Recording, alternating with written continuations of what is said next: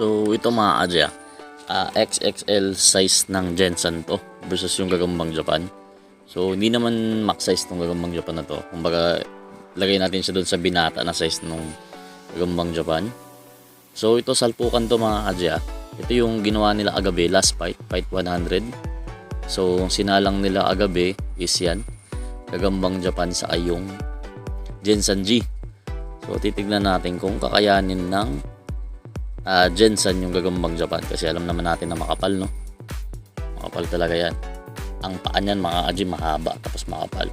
Pero napansin ko at napansin nyo rin naman siguro na medyo payat siya, no?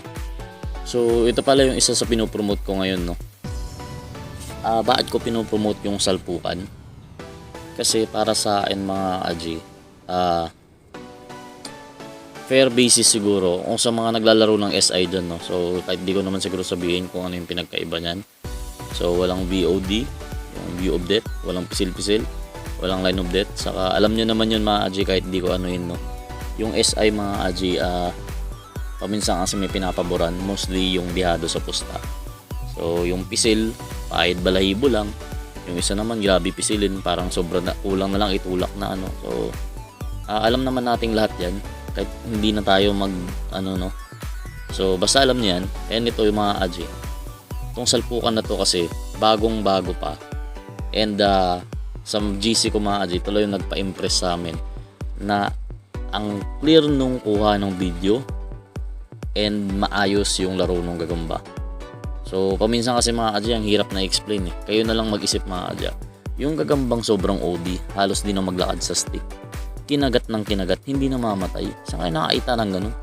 Eh kung sa hack fight yun mga Aji o derby, isang kagat nga lang yun, patayin na yun. So alam yun, tayo kasi naglalaban tayo mga Aji at dumadayo-dayo tayo. Parang niluloko lang natin yung sarili natin. Tapos tuwing inaawat mga Aji, nanghihina, sobra.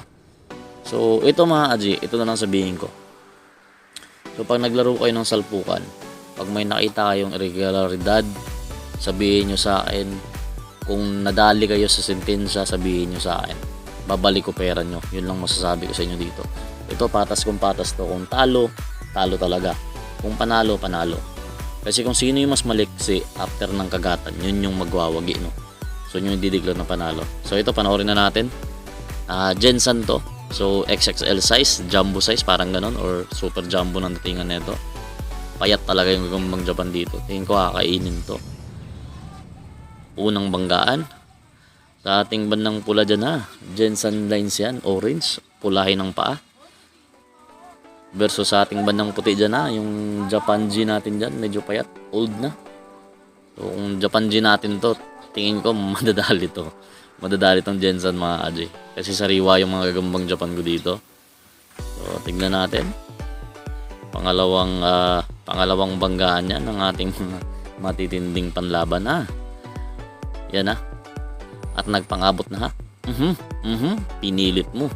Pinilit mo, ginising mo, ginalit mo ang ating bandang pula dyan So ito mga Aji, tingin ko niya talaga makalabas yung Japan dito. Ang nipis kasi, parang laban lang din ng salmon ko to dati.